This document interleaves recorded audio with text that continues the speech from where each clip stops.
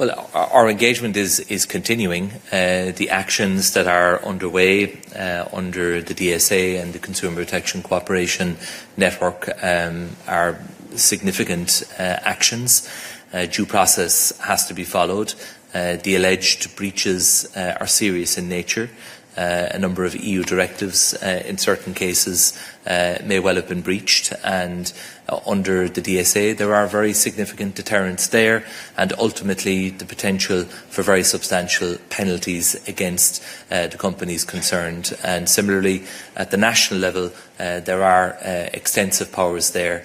What we are examining is the possibility of reviewing the Consumer Protection Cooperation Regulation so that for certain breaches that are clearly systemic in nature, that are inherently cross-border, that the Commission could be given centralised investigative and enforcement powers. So that decision is not yet made, but within my DG Just and Consumers, this is being explored, and I would be minded to make a proposal in that direction. Many of the consumer advocacy bodies have called for such an initiative because it would strengthen the EU's hand in responding to what is clearly systemic and what is clearly cross-border in nature.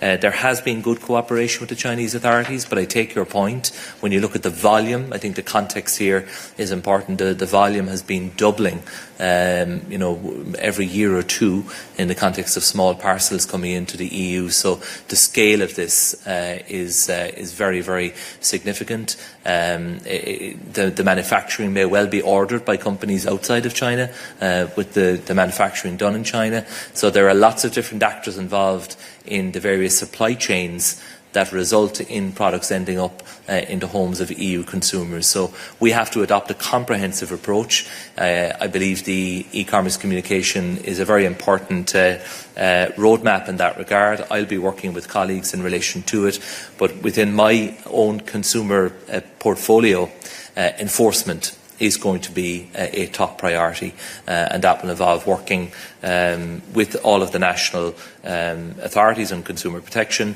and the market surveillance authorities in respect of product safety, while also examining the possibility of the Commission directly taking on a greater role, and I look forward to continuing to consider that issue. At the moment, consumer law is implemented at a national level, so you have 27 different national consumer protection authorities.